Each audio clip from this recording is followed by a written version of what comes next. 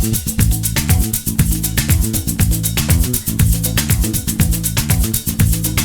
Alec.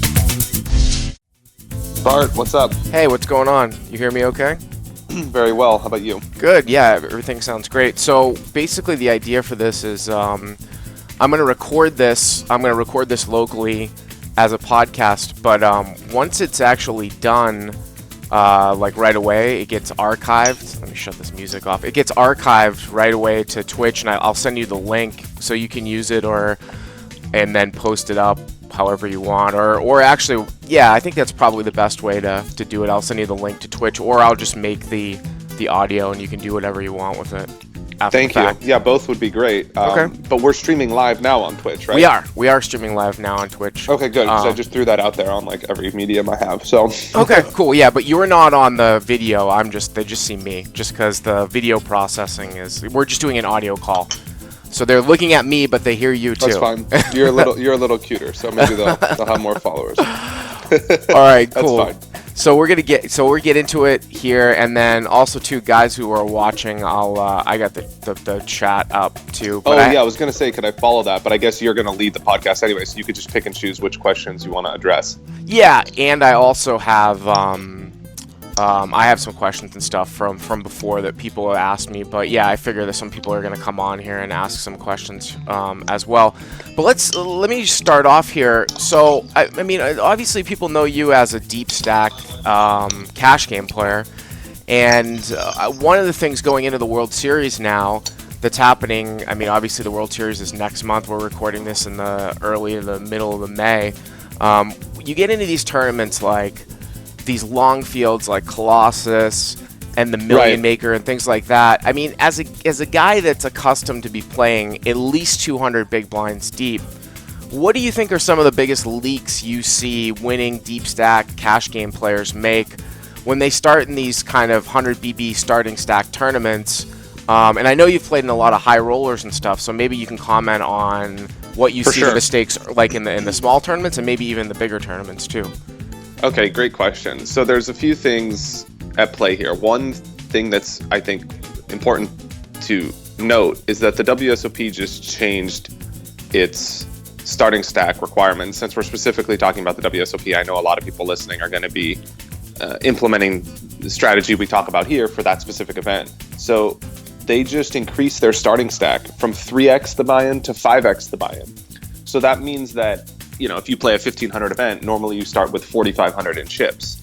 Now you're going to be starting with 7500 in chips. So it means that the first 2, 3, 4 levels of play are going to be, 50%, 70% deeper than they were before. So it means you're going to be starting with, instead of, like you mentioned, the 100 big blind starting stack, you're going to be starting with like a 200 big blind starting stack. So the first 2 or 3 hours of that event are going to play a lot more like a cash game would than they would have in previous years, which I think is a big advantage for a lot of the cash game players out there. And it gives a lot more incentive for them to play these tournaments, because when you're very deep and someone makes a mistake, the relative size of that mistake is massive. So if they put in 200 big blinds in a spot where they should only put in 20 big blinds, it's a mistake that they're losing, 10x more than you would if the situation was reversed. Like if they do something silly like check raise their top pair to find out where they're at and then call a 3-bet, and now they're calling down because they don't believe you, whereas a pro would just check call and lose a bet or two. If you find a bad player that's doing that when you're 200 big blinds deep, the difference in money that you could win versus them is massive. So it's really lucrative, I think, for cash game players to play the main event this year because of that.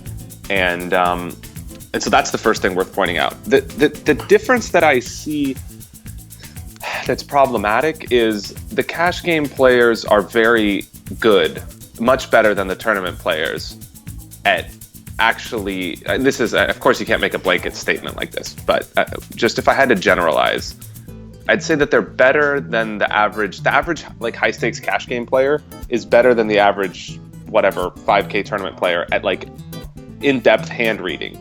And that's because they sort of have to be, because they're playing a game where they're making big decisions for a ton of big blinds in a ton of different situations.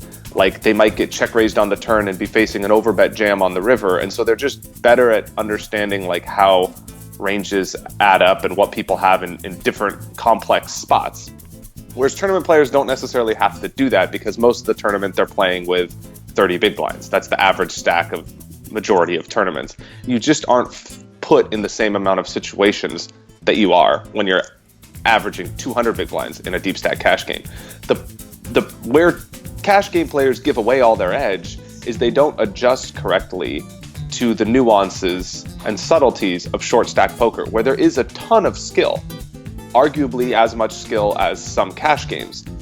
But especially when you factor in tournament strategy and ICM and all these sorts of things, they just don't adjust to that. So cash game players end up not doing well in tournaments because they're only accessing their edge in the very beginning when it matters the least. I mean, in the first 4 or 5 levels, it doesn't really matter if you have a massive edge and someone else has a small edge, because you don't win the tournament in the first 4 or 5 levels. You just survive. And once you get down to 30 big blinds, 40 big blinds, you're playing that style for 2 or 3 or 4 days. And that's when you need to be superb. And that's where the tournament players just crush, because they just have so much more experience. Yeah, actually, that's how I was going to lead into that exact question, because I had asked somebody last year who was a pretty well-known tournament player, and he was just telling me about how he doesn't really play deep that well, and that's because all the expectation in tournaments comes, just like you said, when they're actually shorter, meaning playing like a 10 to 30 big blind stack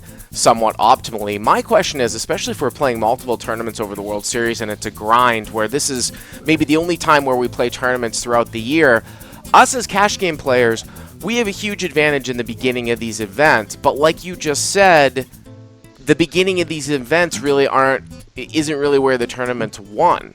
So how do you balance like showing up late? Are you always trying to get? I mean, I don't know if a guy like you is going to play the Colossus, or if you're going to play some of the smaller events.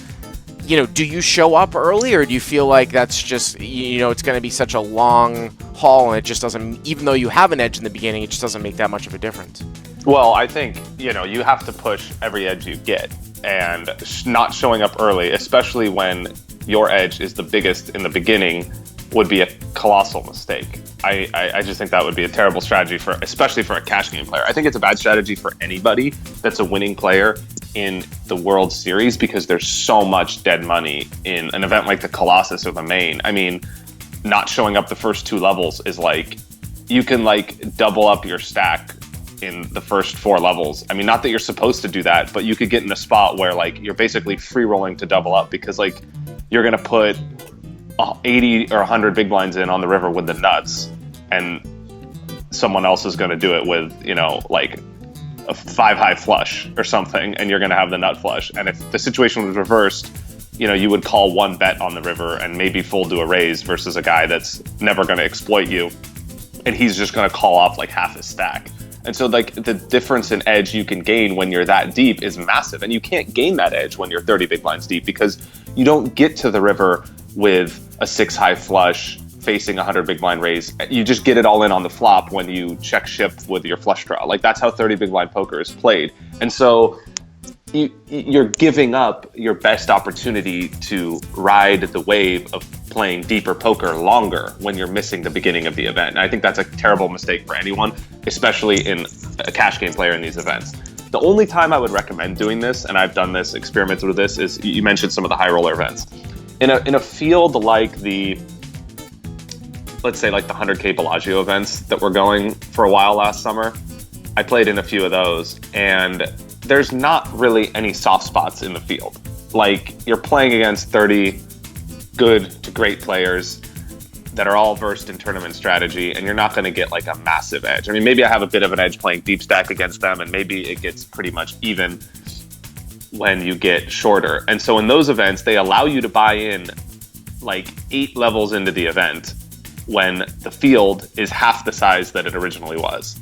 And if you do a math calculation or ICM calculation, your 100K chip stack is worth 100K in the beginning of the tournament, right? Maybe mine's worth 105K or something like that, if I want to be bold. But whatever, it's worth around what you're paying for. But because every chip you accumulate isn't as important as your previous chip stack. The way that ICM works in the tournament, if you win the tournament, you don't win 100% of the money. You win 20% of the money. So every chip you gain isn't worth as much as the previous chip, right? Because you're not increasing your actual dollar amount by every chip you gain.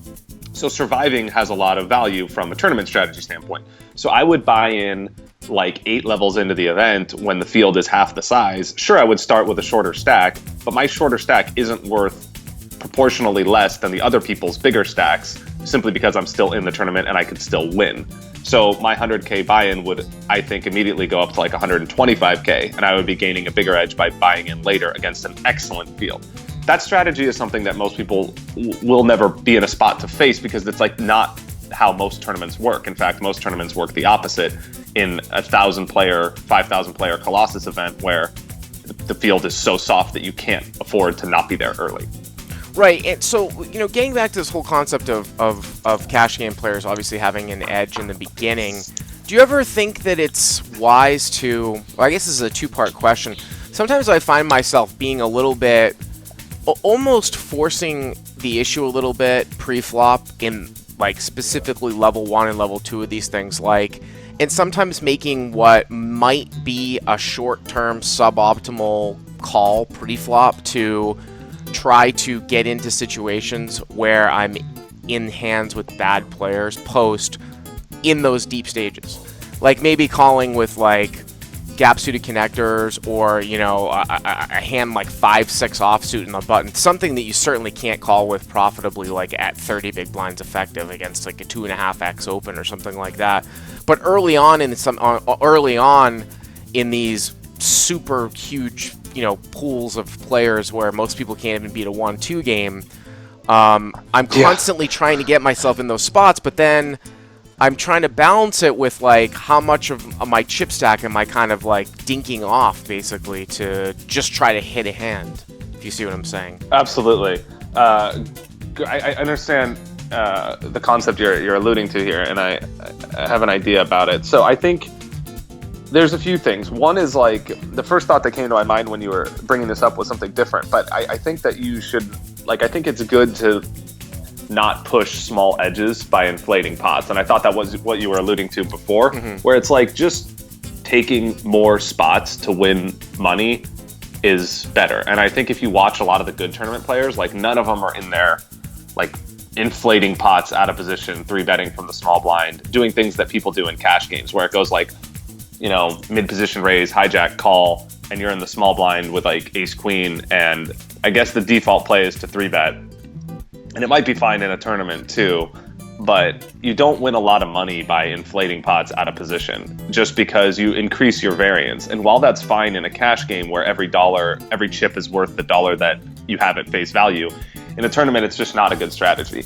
I also think that the opposite is true. Like you said, taking spots where you could get in for cheap and make big hands is prudent. And both of these sort of go towards the same idea in that you don't win a lot of money or lose a lot of money pre-flop in tournaments. It's not a game like that where you have a lot of benefit by inflating the pot and cutting down someone's stack to pot ratio. You win money on the river mainly when people make huge mistakes and overvalue their hands in the early stages. That's where you win money. You win money when people put in a large amount of big blinds that you wouldn't put in if the situation was reversed. That's not going to happen pre-flop. Like the difference in, them calling 7 big blinds pre-flop with a hand or you 3-betting versus calling, like it just isn't that important. And so I would always prefer to like give up a small amount of edge maybe with a hand that's a little better than I could maybe profitably 3-bet from a chip EV standpoint, but I just don't do it. And I prefer to flat with those hands and sort of like reduce my variance. And then I use that extra money to do what you suggested, which is basically like taking more spots against bad players. And I would say a big caveat to that is like calling with that 9-7 suited on the button is fine, but only if, the player that is going to overvalue his hand later on is in the pot. I mean, that's a huge thing worth mentioning, that like you could only do that if you're going to compensate for your loose call pre-flop by winning back a lot of that money in a spot where the guy's going to mistakenly put in a ton of chips that you wouldn't if the situation were reversed. So I would play a more defensive game pre-flop and wait until I flop bigger, catch a lot more equity and flop bigger hands. Okay, I wanted to ask you about kind of getting, the difference between in a tournament and a cash game, getting full value for some, let's say specifically like one pair type hands, top pair, over pair, things like that. I remember, I mean, you've been playing as long as I have. I remember 2007, 2008, no limit cash games, like pot control, especially in like 3-bet pots, was somewhat rampant in live poker. I don't know if you were playing live at the time or if you were just playing online. Yeah, it was. But yeah, I mean, it was rampant in live poker, and what I mean by that is that like people would check back aces and kings on the turn because they said that they wanted to have pot control. And then that kind of finally people realized that kind of went out the window when people's bluffing frequency to bluff you off of the best hand was not very high on the turn. So why are they giving up a street by checking back the turn for pot control? So it doesn't really go on as much now. Actually, it doesn't really go on at all in live cash games now. But I still see it go on in tournaments. This concept of I'm going to bet the flop and then I'm going to check back the turn for pot control or maybe to try to get some value on the river. And I guess my question is that, is that line fundamentally flawed just like it was in cash games in 2008, 2009. I don't see why these guys habitually check back the turn. Yeah, it's a good question. And I think I've pondered this one a lot and talked to some people about it as well. I think that the progression curve of how the game changes starts in the cash games and then trickles down to the tournaments. I just think that the game changes faster in cash games because you're just crazily moving towards optimal. And so I just think that like more of the time a certain trend will start there and then go towards tournaments. But I think that fundamentally tournaments are slightly different. So because the fact that keeping your current chip stack has more value than doubling up, it lends credence to not going for super thin value in certain spots when you would gain, because in cash games, if you double up your chip stack, your chip stack's worth double. And if you bust your chip stack, it's worth half. So if there's any sort of edge by betting, you're faced with a straight decision, black and white. Is it more profitable to bet or check? And if it's more profitable to bet, you bet your aces on the turn.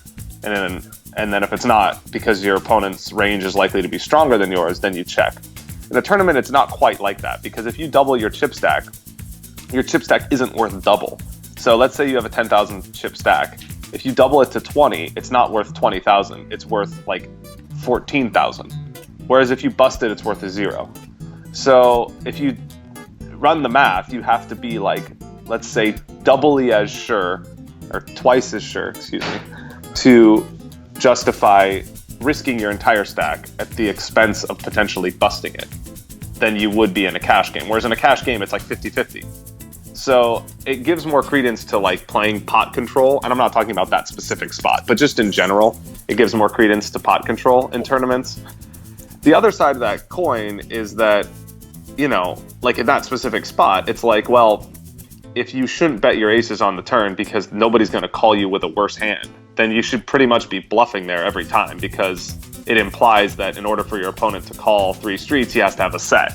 And if that's the truth, then you should be bluffing every single time in a 3-bet pot to rep aces. You know what I mean? And then it's like you sort of go back and forth between exploitative and game theory. And then it's like, well, if someone's going to be bluffing there 100% of the time, then your opponent's going to call you with jacks. And it's like, well, if he's going to call with jacks, then you should bet the turn with aces, So it's like... Sure, and I think that this is actually something that's super applicable in position on the river when trying to decide whether or not to value bet, right? Because in a cash game, if we're in a situation on the river, we have a math problem, which is when we bet, are we going to get called with a worse hand more than 50% of the time? This is assuming that there is no check raise bluffing frequency. We'll just assume that for theory purposes. Just assume you're going all in.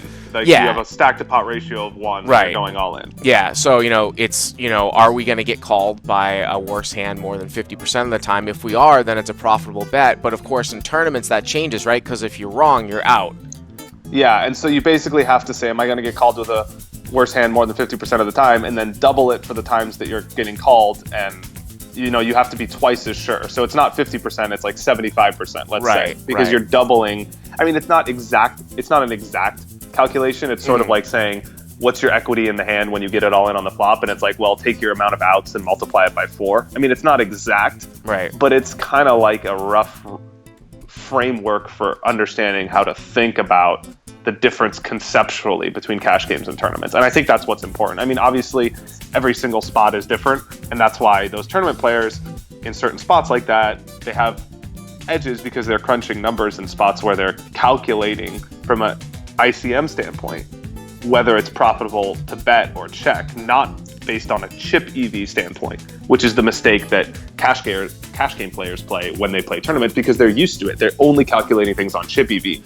So if you start to understand ICM EV, it's a different game. And so that's why I think a lot of those tournament players play pot control. And I think also against, I mean, this might be a little bit of a fallacy, and I think tournament players kind of like sometimes possibly overrate their ability to gain edge in other spots. But I think a lot of people I hear are thinking that, like, you know, I don't want to risk money against a good player in this spot where the edge is thin because there's so many better spots later. And to some extent it's true. Even if you have 30 big blinds, 40 big blinds, you're debating on value betting the river when, you know, you could either check and keep your 30 big blinds 100% or risk 30 big blinds to win 30 more against a good player that's not going to make a big mistake that often. You know, like, it's not a massively profitable spot. It's like, why would you risk 30 big blinds in a spot that's like, you know, maybe plus 5,000 chip EV when you have 30,000, when you could just check and maybe win the pot and your stack is great? Or if he has a set and you lose the pot, you still have 30 big blinds in a tournament, which is worth a ton of money. So, I think that's a great example of you know, some of the analysis they use. Yeah, and I can give an empirical example of that in a huge mistake that I made last year for Crush Live Poker subscribers too. Obviously, I talked about the hand where I got massively crippled, Alec, towards the end of day 2 in the main event last year when I had kings in the cutoff and an older guy had opened from the hijack, and I 3-bet him and he 4-bet me. And I just called. Yeah, and the board, for sure. the board came out in a way where it was like queen. It was like something like Jack 10, 5, and it basically rolled off where there was a one-liner to a 10. So the board came out. It was like Queen, Jack, 9, 8, 3, and the 8 came at the end, and he basically went pot on flop and on turn, and on the river I'm staring at the board of like Queen, Jack, 3, 9, 8, and he basically moves all in, and I get pot odds of about maybe 3.5 to 1, but if I call and I'm wrong, I go down to about 10 big blinds, and if I just fold, I'm still at like 42 big blinds. And I thought that he was really polarized and a little bit like overly aggressive, but still. And I was he has to be really polarized there. I think most people would check aces. Yeah, exactly. Well, that's what I was thinking too. But I ended up calling, and he had aces, and wow. I felt like it was so. But I felt like looking back in that spot, like I think it's a good spot to illustrate how in a cash game you can profitably call there, especially given the pot odds. But possibly in a tournament, or quite possibly in a tournament, it brings up the concept that you talked about where it's going to be so much worse for me if I lose than it is for me if I win the pot. Then it's going to be good if you win. Right, exactly. Yeah. Another way to think about it that I think people can relate to is think about your emotions when you play poker, right? Yeah. When you win at poker, if you just quantify your baseline happiness before the session at X, okay? And Nassim Taleb wrote about this. I can't take credit for this concept. I have to give credit where it's due. He wrote about this in Fooled by Randomness. He's a great writer. He's author of The Black Swan. He talks about the role of luck and chance in life. And he says, I'm paraphrasing, he says it better than me. You should read his book. But he basically says, like, if you calculate your happiness at X before you engage in a situation where you could win or lose, if you win, let's say your happiness is, 2X. Okay. Mm-hmm. If you lose, your happiness is like minus 6X. It's way bigger of a negative impact when you lose than a positive impact when you win. And like in the same way that you could probably relate to that when you play poker. Like if you win, you're happy, okay, cool. But if you lose, you're like so depressed, especially in a tournament where your emotions are very polarized and they're much more skewed towards the negative, right? Like Right. if you get fourth place, you're like, okay, I'm happy, but you're still like sort of depressed. And if you lose, you're just like straight depressed.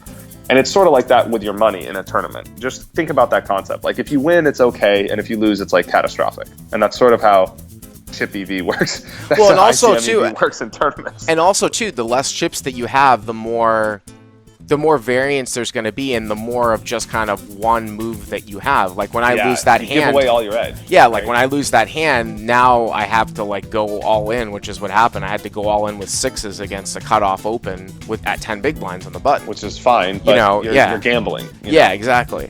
There's very little fold equity, and he's going to have 2 overcards, and it's going to be a flip. So yeah, no, I think that people keep that in mind, that if the decision is very, very close, even if you think it might be slightly profitable, you have to take into account that when you win the pot, it's not as big a deal as if you lose the pot. And I think that I've been guilty of that before.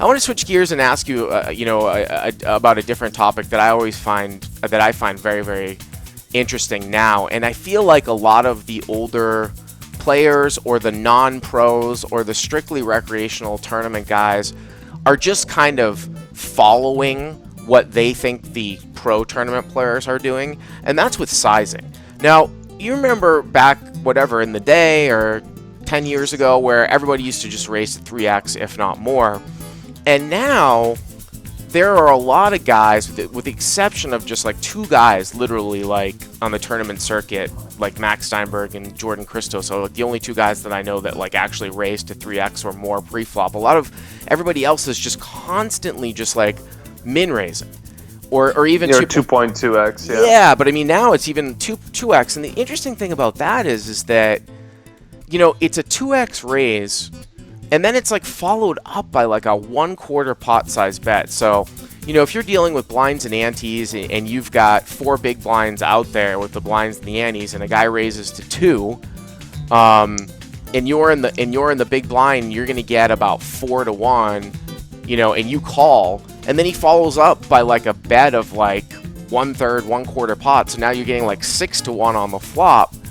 I just, Yeah, you should be calling a lot. And I think that's why you see a lot of hands where it's razor versus big blind, and they get to the turn. Yeah, and one of the things too about that flop play is like I see people. I mean, if you're calling, if you flop any piece of it, especially with rampant pot control, where a guy might even give you like 2 cards, it almost feels like you can profitably call with a gut shot, or any pair where like you think your kicker might, you might be clean. You know what I mean? Yeah, absolutely. I think you see that a lot, even at like the final table, where it's just, the big blind defends a lot. And you see that in the mid stages of tournaments too, when, the pressure's less big and the stakes are less high, where, people are just more comfortable defending. I think that's common. Do you find that because I find that my sizing just tends to be, just a little bit larger than the tournament pro guys, just from a cash game background. Do you find that they're on the quote-unquote cutting edge with their small sizing because of the cheapness of their bluffs, or do you think that there's more to it?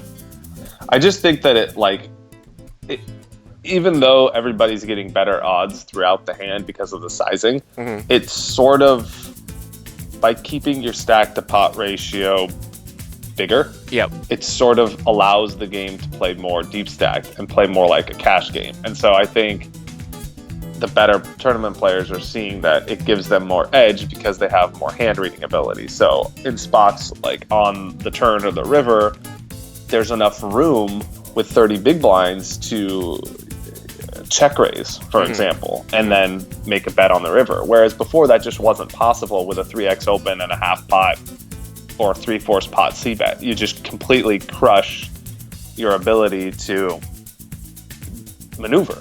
And in a tournament where variance is really your biggest enemy, because the luck factor is so much more important when it comes to actually producing a result, you're fighting that luck all the time. And so I think it's well done by a lot of the tournament players to give themselves more chances. And you give yourself more chances by having more bullets. If you look at each hand you play like an opportunity, you want to have the most of those amount of opportunities to cut down on your variance when you're playing. So if you have, if you're raising 3x and betting half the pot, you basically have half the amount of opportunities you would to play hands if you raise min and bet a quarter of the pot. So by increasing the amount of hands you can play by double, you're sort of like doubling your chances of getting to the long run, which is important when you have a skill edge and there's a lot of luck. So I think it's worth doing. I also think it allows for more in-depth hand reading. And it's sort of, the last thing it does that I think is pretty relevant is I think you've probably seen recently in tournaments where like people like 5 years ago were getting the money in pre-flop where it was like raise 3-bet, all-in type of thing with like weak sort of hands, like ace queen to jacks. And I just don't see that happening in tournament poker now. I think like if people get all the money in with 40 big blinds, it's like, they're sometimes they may be like bluffing with ace 5 suited, but it's like if someone has a value hand, it's like aces or kings. Like people just don't get all the money in pre-flop in 50 big blind situations in tournaments, and that's because they're not raising as big pre-flop. So instead of going 3 big blinds and 8 big blinds, it's like 2 big blinds and 4.5. So like the amount of money you get in pre-flop is smaller, which means there's less gambling. So I think it helps in all facets of the game. So you apply to this concept of sizing things smaller than 2 pre-flop and post-flop? Yeah, and a lot of it depends on like the specific situation I'm in. Uh-huh. So, I mean, the one obvious thing that I adjust for is depending on who's in the big blind. So like if I'm in the cutoff and the big blind is like a super defender type of person, I might make it bigger. Mm-hmm. And like if I might do that in the cash game too, like I don't really have hard fast rules, but I think it's pretty reasonable that if you're under the gun, you could open, you could even open bigger under the gun, which some people do because they're stealing less. So you could vary your raise sizing by certain situations based on, your hand range or who's in the pot. But if the big blind's like, a super straightforward person that's just only going to call the percentage of hands that he thinks are good based on what he thinks is good, irrespective of the size of the pot, then I would min raise. Sure. If it's a player that's like, like you, that understands, well, I'm getting 4 to 1, and then post flop I'm going to be getting this and that, I might raise a little bigger because I don't want him defending, and it's going to be hard to win the pot because he's a good player, maybe he's going to get tricky, and he understands his odds and stuff. So I think that's relevant to do, but I think in general, yeah, I'm playing more of a long haul game and trying to like keep the pot smaller, and it just allows you to pick your spots better, and it's just which is good. Sure. And I'm looking at the live chat. You can type in your questions if you want here for Alec. I was just sure. I don't see it, but absolutely. Yeah. So JW Smith 4887 says, it might not be as simple as this, but he's probably on. Wouldn't a good strategy be then to raise bigger on a better player's big blind and raise smaller against a worse player? And I think that kind of just echoes what you said, Alec. And I think you see that a lot. I mean, you see when people are like super loose defending, if someone opens on that player's blind. Yeah. First of all, they have to have a slightly stronger hand range because they have less edge, they have less chances of winning the pot. I mean, you sort of vary your play style based on who's in the pot, right? I mean, like we talked about earlier, when you want to call a raise on the button with a marginal hand, you're only going to do it if a bad player opens, right? You're not going to do it if like a super shark opens. Like, so it's sort of like that. Even when you're deciding whether or not to open, you have to consider, who am I going to play this pot with? And if there's a super wizard in the big blind, you have to open bigger, but you also have to have a stronger hand because you're just not going to gain a massive edge by, exploiting them or whatever. So sure, there's 2 parts to it. Absolutely. I want to, I've watched a lot of your play, obviously, on Poker Night in America and the cash game because, we do training videos on we even played together a few times. So. Yeah, and you did do a fair amount of 3 betting and sometimes even 4-bet bluffing. I wanted to ask you about the differences in maybe the exact hand values or what types of hands you might 3 or 4 bet with a shallower stack, because I've been recently talking about how in a cash game, a lot of times when you're playing deep now, people will call you with 3 bets, and I like to have some more playability in my hand as opposed to blockers. For sure. But in situations like in tournaments where I feel people aren't gonna call you all that much because people are shallow, the hand values might change a little bit. Yeah, I mean, I think that the situation is so much more important than your hand. Like, I think your hand doesn't matter that much in a tournament because, and you see this sometimes, like even at the final table where like, and I watched a bit of it this year where like it goes like someone opens and someone raises with like I don't know, someone 3-bet one time with like 3 suited or 5 deuce suited. It's just not a play that people do in cash games because like they're just going to get called because people are just competing for their equity, and you have to have like a hand with showdown value. So in cash games, people 3-bet a linear range. They 3-bet with hands like king jack offsuit because if they get called, they're like, okay, I could check it down and hit top pair and like maybe win against someone that's calling me with 9-10 suited, you know? Right. Or even if the guy has like whatever, you know, 2 10s, you're like, I could compete against that range. But in a tournament, because like you alluded to, people don't call 3-bets, they divide their range. They 4-bet or fold. It doesn't really matter what you have. It matters. I mean, it does matter, obviously. It doesn't matter what you have. But like the situation matters as much or more than the hand. And so what you see a lot is big stacks. Joe McKeon did very well, applying insane amounts of pressure against smaller stacks just because the situation warrants it, right? Where someone opens and the big stack 3-bets, like someone opens 2.5 big blinds, and the 3-bet, the big stack makes it 6.5 big blinds, and the opener has 28 big blinds. So he basically has to go all in or fold. So the big stack's risking 6 big blinds and the short stack's risking 28, you know? And so the big stack's getting a great price on his bluff. It's a great spot to bluff because, you know, the other guy has to go all in or fold. And if the big stack has a hand and he calls all in with his 100 big blinds, he only loses a quarter of his stack. If the other guy loses, he busts the tournament. So not only is the big stack risking a fourth of the other guy's stack, but if the other guy is wrong, it's way worse for him than it is for the big stack. So it's an excellent spot to 3-bet because the big stack is risking a quarter of the amount of chips. Plus, if he's wrong, it doesn't cost him that much. I mean, he still has 75 big blinds if he has a hand and gets busted. So it's really hard for the short stack to shove without a really, really strong hand because it's worse for him to bust than it is for the big stack to lose 25 big blinds. And it's just a terrible spot for the short stack. So that's a spot I think in tournaments you see a lot of good big stack players capitalizing on.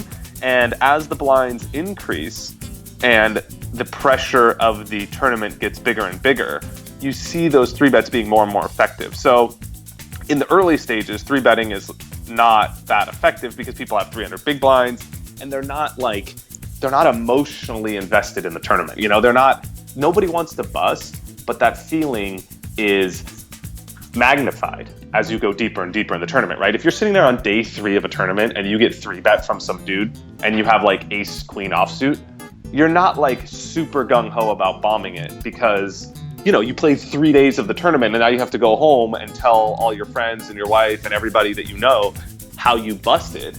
And they're like, what the hell? You went all in there. You should just fold. And like that, it's so much harder for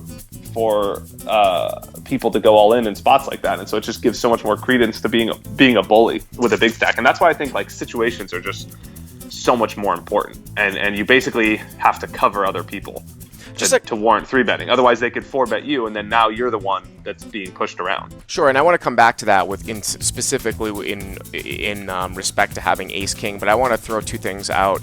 And I did not come up with this, but I don't know where it came up from. I want to say, for you guys listening out there, that if you're in a situation, you tell me if this sounds right, Alec. If you're in a situation where you feel like a guy is always just going to move all in or fold, especially like if you're putting in a 3-bet where the guy can only move in or fold, or if you're putting in a 4-bet, if you think your opponent will only continue on or will only shove with, say, like queens plus and ace king, I think actually having a king blocker is more important than having an ace blocker. And you can, if you follow, meaning that if you have a king in your hand, it's actually better in terms of a blocker play than having an ace in your hand. Because if you have a king in your hand, then there's going to be less of a chance that they have kings or ace king. Whereas an ace blocker isn't blocking as many Well, it's the same, right? Because you're blocking aces and ace king with an ace, and kings and ace king with a king. Yeah, but they're not. But they're only. I'm trying to think here. Is it maybe they're continuing on with ace queen plus? Oh yeah, well yeah, then. Yeah, then a king. Okay, maybe it's ace queen plus in both. But I had heard something about sometimes a king blocker being more important than an ace blocker in these types of situations. One other quick thing too is sometimes you can actually jam like small pocket pairs against what you think is a polarized range of your opponent, because if you don't think that if you think that they're only going to call with, again, like queens plus and ace king, you know, half the time you're going to be flipping with ace king, which can sometimes be a powerful maneuver too. Yeah, I think a lot of times like people shove with small pairs knowing that like they might get all the middle pairs to fold. And so even if they know that their opponent's range is something like, I don't know, let's say an opponent 3-bets with something like sevens plus and ace jack. Yeah. Like someone might shove with 2 5s because even though they're not doing well against a range of sevens plus and ace jack, they're doing pretty well against a calling range of like jacks plus and ace king and ace queen. Right. So it's like they're getting so many of those middle pair hands to fold when they shove that it doesn't really matter that they're crushed against their 3-betting range. What matters is how they do against their calling range. And if you add that into the fact of what we just talked about earlier, where like people don't want to bust, maybe they make a huge fold, maybe it doesn't cost you as much as the big stack if you're wrong, because you're like every chip you gain isn't worth as much as the previous chip. So it's good to be aggressive, because having 130 big blinds or having 110 big blinds, like it doesn't really change your ICM that much. So it's like a good spot to be aggressive. And so there's times where you'll see people doing that, and it's warranted, I think. Obviously, you have to pick your spot, the player, the situation. You can't just be like monkey shoving around the tournament. But I think that if you adhere to certain guidelines, that it's indicative of a lot of the strategy that some of the players are using. So circling back to what you said maybe about 10 or 15 minutes ago, where you said that, hey, you just don't see people like getting in 40 or 50 big blinds like pre-flop with speculative hands anymore because the sizing is small. Let me ask you specifically then about ace king, playing ace king pre-flop when you have that type of stack size.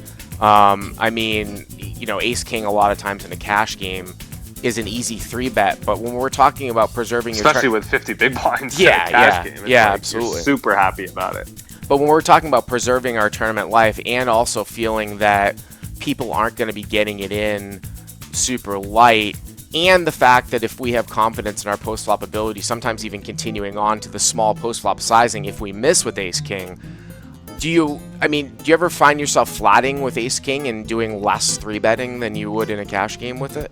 Yeah, all the time. I actually did an interview with Poker News about this in the high roller tournament I played last summer. They asked me a similar question about like the differences between how I would play hands in cash games or tournaments. And there was a spot where like we're playing a 6-handed tournament, okay? Mm-hmm. And so it's obviously hand values go up dramatically. I mean, that's no secret.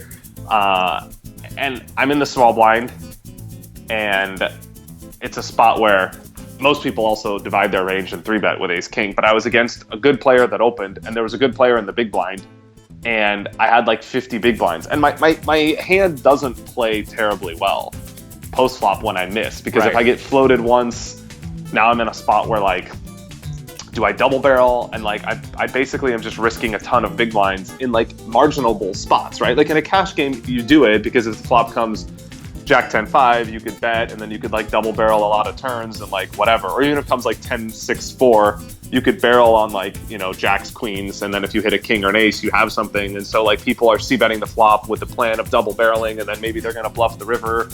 But like in the tournament, it's just not how you want to put your whole tournament life at risk. I was in a spot where I was really confident in my table. I had the best seat draw at the table.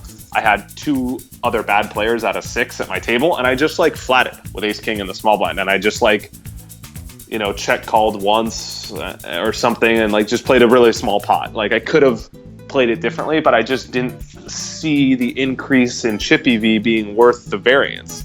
And it's just like if you think about trying to think of another way to think about it. Like if you think about the overall perspective of your poker playing, and you say, okay, I'm going to play poker for like 2-3 years, and there's this one cash game that's like coming up in a week that's going to be epic, and it's like, you don't want to risk your whole bankroll in that cash game. You don't want to risk a decent part of your bankroll in that cash game just because winning doesn't help you that much. Like you're going to be playing poker for 3-4 years. You have plenty of time to pick your spots, and spots always come up. Like there's always time. The one thing that always stuck with me about tournament strategy, I was 18 years old, I was in the Bahamas. I was talking to Freddie Deeb. He was like an icon for me at the time. And he like sat down to talk to me. I thought it was like the coolest thing ever. So I was just remembering every word he said. And he told me that in tournaments, you always have time. And I just like really stuck with me. And it's like, you're always going to get spots that come up when you have 50 big blinds if you just wait. And I'm not talking about when you have 15 big blinds. Of course, I'm going to 3-bet, or 20 big blinds. I'm going to get it in with ace king, whatever. But if you have like a decent stack and you're in a tournament that's soft, like there's always time. And so like in the same way that if you look at your poker career, like you don't need to win all the money in tomorrow's cash game. Like you're going to play 400 more cash games. And it's sort of like in the tournament, you're going to play 400 more hands or spots, and you could pick those well. And so you just want to give yourself a long-term approach. And I think that's really a prudent situation that you mentioned with the ace king and stuff like that. Well, that's interesting you say that, though, and I totally see where you're going with in terms of the cash game. The other thing too to add with the ace king is like if you double barrel a 2 Broadway board in a cash game, if you say, all right, I'm going to double barrel, you can just reload, right? If the guy doesn't fold and you don't make it at the end, you can't do that obviously in a tournament.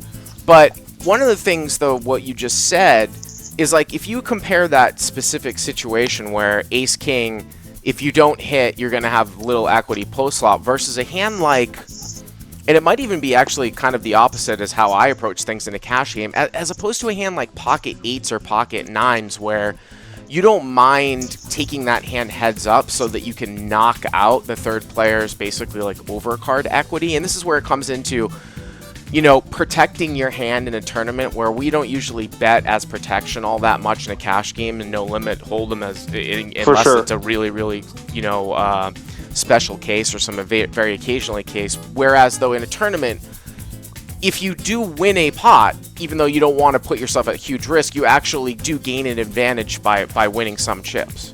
For sure, and you gain an advantage by being deeper than the other players because now you become the threat.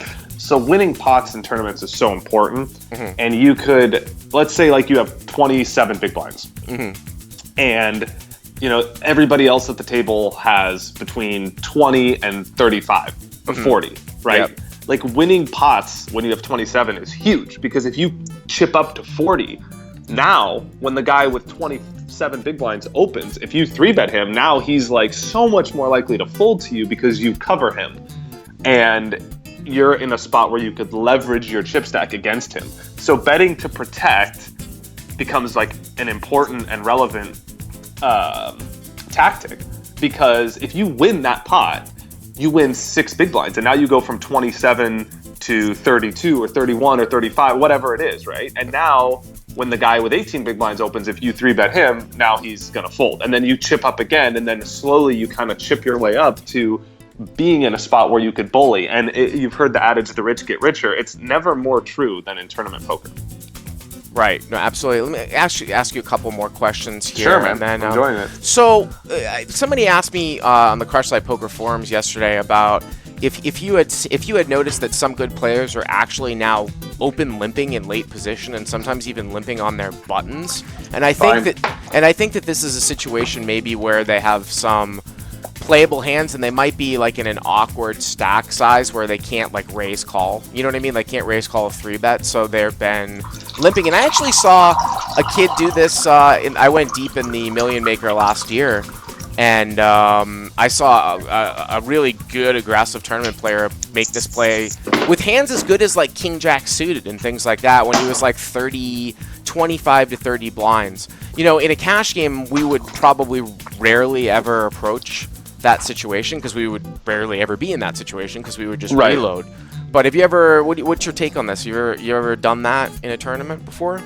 For sure. I've been limping in tournaments for a very long time. Okay. Like before, I think people, like it used to be in the past where like only fish limped and good players raised. And that was like something that, you know, changed in like 2005, right? Where like it was the new trend was like, if you limped, you were a fish and whatever. And then I see players like still limping. I still limp sometimes in cash games too. I don't think it's really bad at all. But obviously it's bad if like you're doing it for the wrong reasons and you just limp with bad hands and raise with good hands. Okay, it's like not a good situation. But I've seen people like Helmuth does this a lot in tournaments where he just like limps or like just plays odd pre-flop like low variance styles to just kind of like chip up at pots. And I think also people contest less in limp pots, and it's kind of easier to understand like where they're at. They're not like as defensive or competitive, and so I think it's fine to do. And I think it's good with different hands in different spots. I think, you know, a general idea is like doing it where, like you said, you can't really call a 3-bet, or you know that the small blind is someone that's like never going to flat. He's going to 3-bet or fold, and he 3-bets often because, you know, he's a big stack maybe and he's going to bully you. Or maybe you have some awkward history with someone in the blinds, and like you're just, because of like the dynamic of the table, you're so unsure about whether they're gonna like be hyper aggressive or not, and you just don't know what to do in the event that you're 3-bet and you're put in a spot for your whole stack. It's like you don't know whether you should 4-bet lightly or not. It's just a spot where you're going to be risking a lot of chips with a lot less information. Limping becomes valuable, you know, and I think it's fine to do with those hands that have playability. Like I generally think it's good to do with hands that have some playability, like some showdown value, because that's sort of what you need to have in a tournament. Because like you might get the showdown because when you're betting really small and stuff like that, post flop, you know, you need to have hands that cover other people. So King Jack suited is great. It's also a hand where like, you know, like Queen 10 is fine. It's a hand where like people aren't going to call your raise with a hand that you dominate as much as they might dominate you. And you don't really want to inflate the pot in that situation. So I think that's fine. There was a hand that Negreanu played in the main where the cutoff open limped on his button. And I think that's fine where, you know, Negreanu's going to be calling a lot of hands there on the button, and you're just sort of like inflating the pot, and his range isn't going to change that much. Like between whether you 2x it or limp, like you're not getting the player out of the pot that's going to play in position against you regardless. So like limping is fine in that spot. And it's kind of like a specific example, but you know, you have to kind of like analyze a lot of the variables to do it in the right situations. Let me just turn and throw. I had seen something on your site, or I'd seen a link to an article you might have done with Poker News, or I was looking at Google somewhere, and you were talking about satellite tournaments, and I don't know how many satellites you play in, but the one tables at the World Series are super, super juicy. The 525s and the 1035s, and some of the megas. What's your take on satellites specifically at the World Series? To be honest, I think I gave it. I think I was doing a hand review or a strategy video about satellites in general. Okay. About like some of the issue I think was more about what to do when you have a big stack, because you know the strategy in a satellite isn't to keep accumulating chips, it's just to make it to, and this was in a mega, so of course it's different at a single table where you have to win or get top 2. You have to keep applying pressure there. But this was in a mega where, like, you know, once you have enough chips to coast, then the strategy changes. And so we were talking about that issue specifically. But honestly, my experience with satellites at the World Series or in general is like very limited. I played the 25K satellite to the 1-drop once. But honestly, that's it. And but I imagine that they're very soft. And I personally, and I'm not saying there's like more EV in this. I think it's probably the same, but I think there's less variance in it. And I would probably opt for the megas rather than the 1 tables, just because the 1 table you have to win. Whereas the mega, you sort of just have to cash. And I think your EV is probably similar. Like, I mean, if, you know, your ROI is probably similar, but I just think that it's easier to get there when you have to win rather than when you have to cash rather than have to win. So I would opt for a mega. Well, a lot of people do. A lot of people multiple seats. Sure, a lot of people deal though at the end. I mean, it's pretty actually rare that you see somebody play it all the way out in a one table. Yeah, no, I didn't even think of that. That's fair. Yeah, they chop, and I just throwing it out at there because I think for some people, every year. I mean, this is going to be my 12th year going to the World Series, and I feel like. In terms of like the type of poker that hasn't really changed, like where there hasn't been a curve at all, are the one tables. And as crazy as that sounds, because that's what people used to start. I mean, that's what I played on Party Poker way back in the day. But like, it's the 525. I mean, you know, the thousands and stuff. Like you can get bad tables. Towards the end, though, they're really good right before the World Series. But because everybody wants to qualify. Yeah, you'd be shocked, especially when you can do last longers that don't have a vig.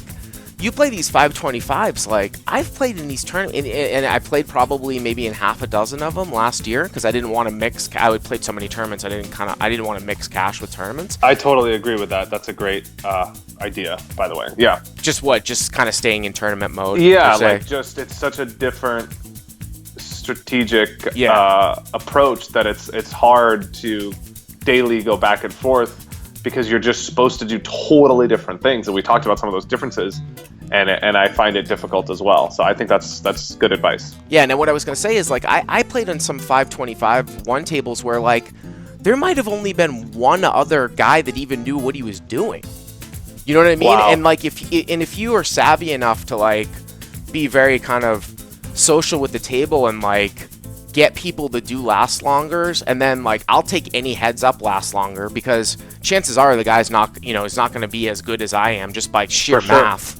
You know what I mean? Sure. So you know, I think it's an interesting tool for people I think it's great because, you know, the thing that's cool about those that I really like is it adheres to a lot of my, like, tournament strategy from a bankroll standpoint. Is, like, I think that, and I talked a lot about this, and I practice this myself, and I put, you know, the vast majority of my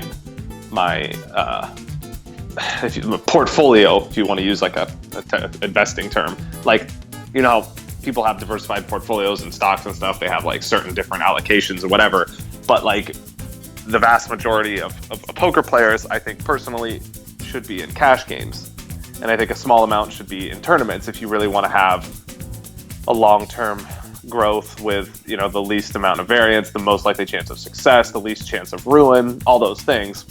And I think that if you're going to do the tournaments, it's smart to diversify that section of your portfolio that you use for tournaments to have the least variance possible. And so what I really like about the satellites is that you could compound your money so quickly. Because if you win the 525 and you're in the main now you're in the main for 10,000.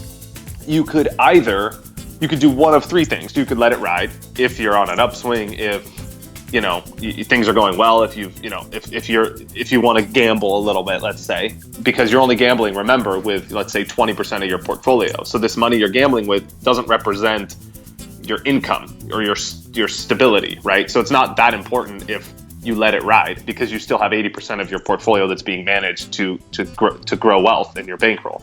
So you could let it ride, and now if you cash in the main, now you turn 525 into 20,000, and now your tournament bankroll, even if you take half of that and put it towards your cash game bankroll, or you take it away from your bankroll or save it or whatever, your tournament bankroll just went up, like, you know, 20 times, right? Of course, if you get a bigger cash, it's better. What you could also do is, just getting into the tournament, you can sell and hedge your risk. So you can sell, and this is what I generally recommend people do, is they could sell double the amount of the buy-in of their satellite. So if you get in the main for 10K, you could sell, like, let's say 10% of yourself at least, and I would maybe even sell more, to lock up the win, and use that locked up win for more satellites, more tournaments, more high-risk investments, and then keep that 70% of your tournament life and let that ride. So you're hedging some of your risk. And you could even, you know, depending on the third thing I would say you could do is you could swap action to diversify your risk in the main. So you could sell 30% and then swap 10 with 3 or 4 people, and now you have like a ton of different things going for you, and you're basically doing that in tournaments. It's even more important because it's such a high volatility game that you want to give yourself the most amount of chances. So I really like the satellite approach, and if you combine that with some of the bankroll strategy that I recommend,